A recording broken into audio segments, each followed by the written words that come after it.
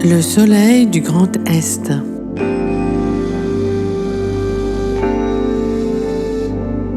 La démarche du dharma visuel n'a rien de sorcier, il me semble.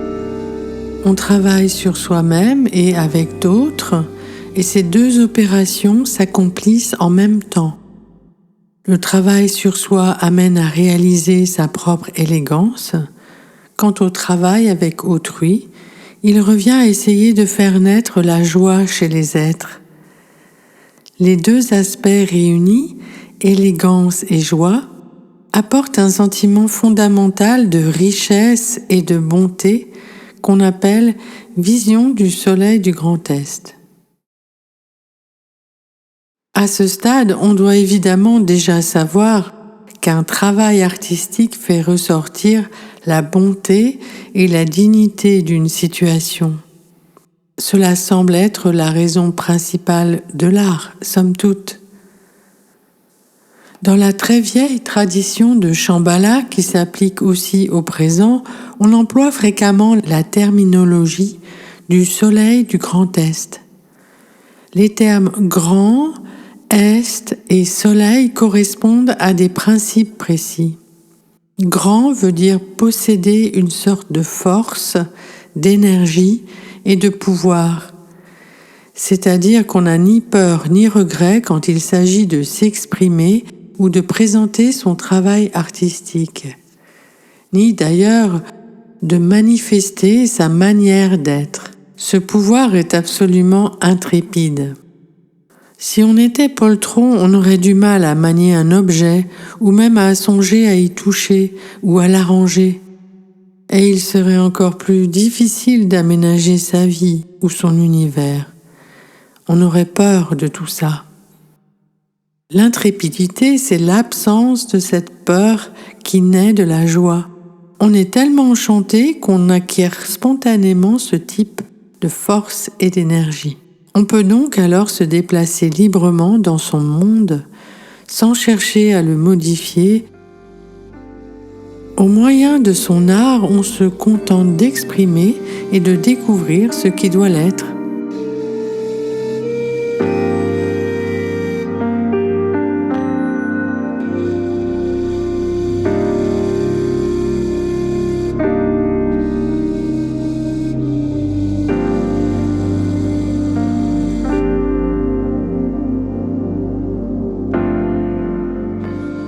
Est renvoie au concept d'éveil, la direction dans laquelle on s'engage, ou celle qu'on a devant soi, est indubitable.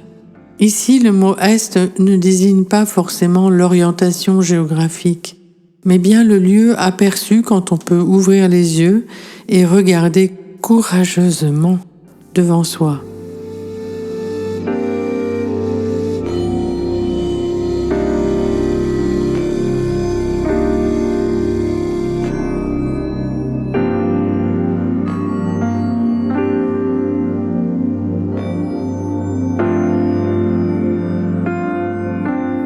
Passons à la troisième catégorie, le soleil. Ce soleil fait penser à une lumière éclatante, imprégnant tout, qui n'opère pas la moindre discrimination. C'est la bonté qui existe dans une situation, en soi-même et dans le monde. Elle s'exprime sans hésitation, sans regret et sans doute.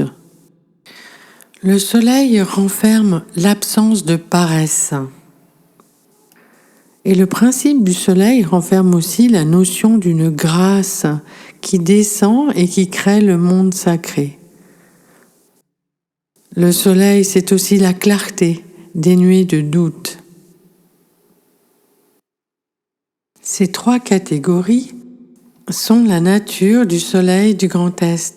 Nous pourrions dire qu'elles servent à nous faire sortir de nous-mêmes et à mettre en valeur l'élégance cosmique qui existe aussi bien dans nos vies que dans notre art.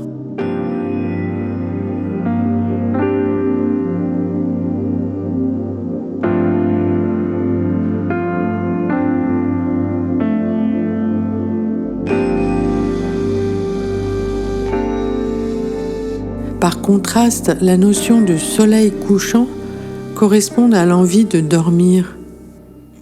Quand le soleil se couche, on va dormir bien sûr. On veut retourner au ventre de la mer, régresser, sachant qu'on peut se cacher derrière des nuages noirs. Cela revient à dire que la bravoure a disparu. C'est la lâcheté totale. En même temps, un conflit perdure. On refuse de sortir entièrement de ce monde. On s'efforce toujours de survivre, de prévenir la mort. Le monde du soleil couchant repose donc sur une attitude psychologique de peur. La peur y est à la fois constante et intentionnellement suicidaire. Les exemples d'art soleil couchant ne manquent pas. Certaines de ces formes se fondent sur le principe du divertissement. Comme on se sent malheureux et grave, on essaye d'inventer un humour artificiel, de faire de l'esprit préfabriqué. Cet effort mène à un sentiment de dépression colossale. L'effet comique pourra soulager pendant quelques secondes, mais un nuage noir plane toujours sans arrêt. C'est l'air sombre de celui qui est rongé par la dépression. Par conséquent, la personne riche dépense davantage pour se remonter le moral et finit par se rendre compte que plus elle consomme, moins ça marche. Le respect de la vie n'existe pas dans le monde du soleil couchant. Le seul respect qu'on y trouve, c'est celui de la fraternité des êtres humains qui tâchent de combattre la mort sans y comprendre grand-chose. Sur cette question, j'ai bien peur d'avoir un parti pris.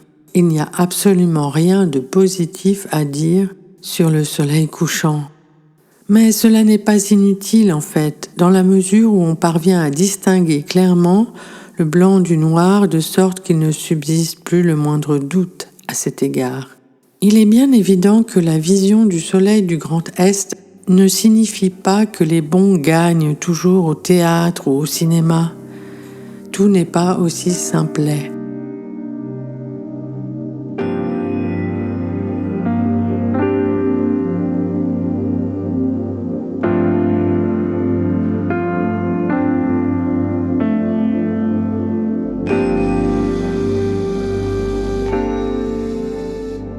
L'opposition entre soleil du Grand Est et soleil couchant n'est donc pas tant une question de remporter physiquement une victoire.